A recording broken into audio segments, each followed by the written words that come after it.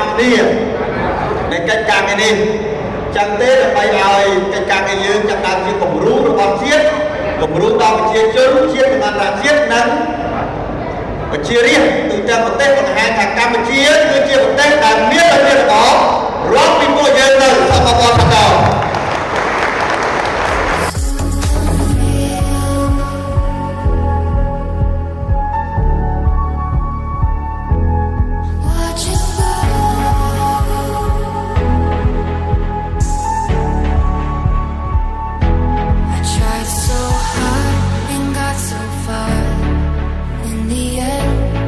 Doesn't even matter. I had to fall to lose it all.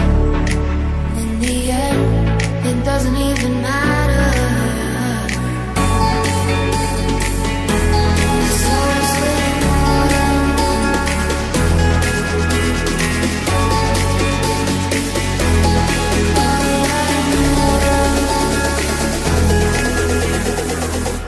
I tried so hard and got so far.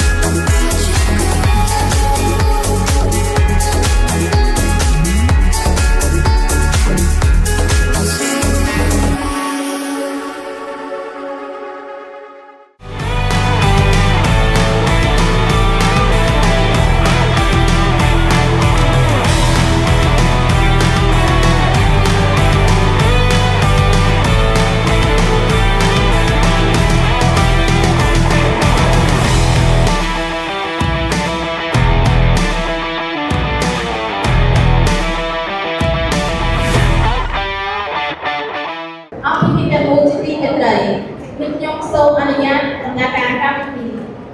ជាបឋមគឺខ្ញុំសូមសម្ដែងនៅកិច្ចវត្ថុដ៏គង់គួរចំពោះអាយដាមហើយបណ្ឌិតអ្នកអង្គការលោកស្រីនិងអភិភិកម្មគោរពទង់ជាតិនៃព្រះរាជាណាចក្រកម្ពុជាគោរពសូ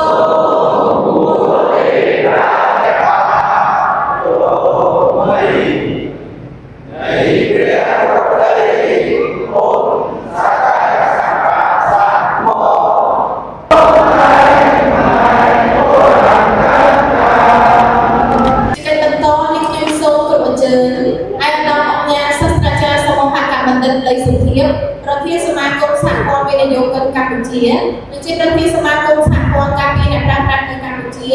មានមតិស្វាគមន៍ជូនដល់អង្គពិធីសូមគោរពអញ្ជើញ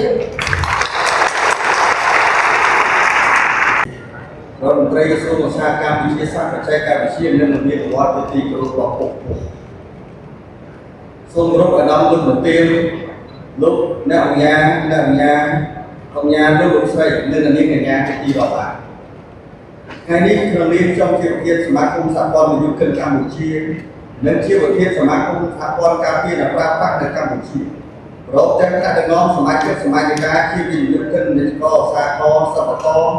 អាជីវករអគ្គនាយកប្រតិបត្តិអ្នកគ្រប់គ្រងទូទៅម្ចាស់ក្រុមហ៊ុនរោងចក្រសហគ្រាសសិប្បកម្មនិងម្ចាស់ផលិតផលតាមវិស័យនៅក្នុងនាមខ្ញុំតបសូមសម្ដែងពីភារកិច្ចប្រកបដោយចំនួនវិជាតនារំភើបក្រៃលែងពីដែលចំពោះវត្តមានរបស់ពុករបស់អង្គការបណ្ឌិតរដ្ឋមន្ត្រីក្រសួងឧស្សាហកម្មវិទ្យាសាស្ត្របច្ចេកវិទ្យានិងវិទ្យាវត្តដែលបានចំណាយពេលវេលាដ៏មានតម្លៃអញ្ជើញជាអធិបតីពីពុកក្នុងយុទ្ធនាការចុះបញ្ជីផលិតផលចូលអបដ៏មានសមត្ថភាពនាពេលនេះដាក់នៅការផ្សព្វផ្សាយទំនួលវិជាតនាយ៉ាងជ្រាលជ្រៅរបស់ថ្នាក់ដឹកនាំជាមួយវិនិយោគិនពាណិជ្ជករឧស្សាហកម្មសិប្បករអាជីវករជនកម្ពុជាឲ្យមានជីវិតក្នុងឡើងវិញរួមទាំងប្រតិបត្តិការសេដ្ឋកិច្ចដោយការទទួលនៅផែនការពីការឡើងនយោបាយប្រចាំហើយយើងចាប់ដើមជំនុំគ្នាជាមួយអាដាមបណ្ឌិតមួយបេតិចនៅវិមានរាជការដល់មកក៏បានប្រជុំលើកដំបូងហើយមានកាលនោះអាដាមបាយជំនុំជាអតីតជាវាយក្រុមហើយនឹងអ្នកអាជ្ញាធរនៅផ្លូវពីវត្ត4ដែលមានវិនិយោគិនជាតិចូលរួមនៅអន្តរជាតិ900នាក់ហ ហើយការដែលរដ្ឋាភិបាលនីតិកាលទី7ជាសមាជិករដ្ឋាភិបាលអាឡំលទ្ធសុលីសមាជិករដ្ឋាភិបាលជាការទី7ជាប្រធានក្រុមប្រឹក្សាបាលសមាគមសហព័ន្ធប្រទេសកម្ពុជាអាឡំមេចាលវីសមាជិកព្រឹទ្ធសភាជាការទី7និងជាប្រធានក្រុមប្រឹក្សាបាលលោកអ្នកអង្គការលីគូប្រធានទីសេដ្ឋកិច្ចនិងហិរញ្ញវត្ថុអាឡំពុទ្ធបានចាត់ដាក់ហើយសភាពាណិជ្ជកម្មដែលមាន25ដែលបានចូលរួមគ្នាក្នុងការសាងទីចាជាប្រវត្តិសាស្ត្រតំបន់បានចុះបញ្ជីទាំងផលិតផលចូលរួមវេទិកាដែលបានផ្នែកឯកជនចំនួន10ចំនួនលើហើយក្នុងនោះមានចំនួនបានលើហើយក្រោមក្នុងផ្នែកជាដល់ភូមិស្រីចំនួន2លើ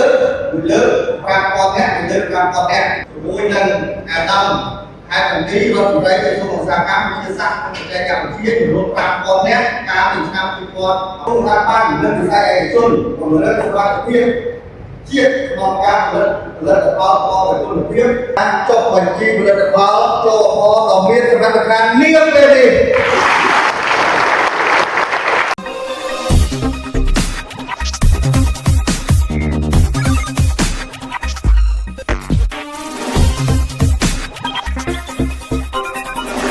រឿងរ៉ាវរបស់លោកអ្នកគឺជាចក្ខុវិស័យរបស់យើងខ្ញុំ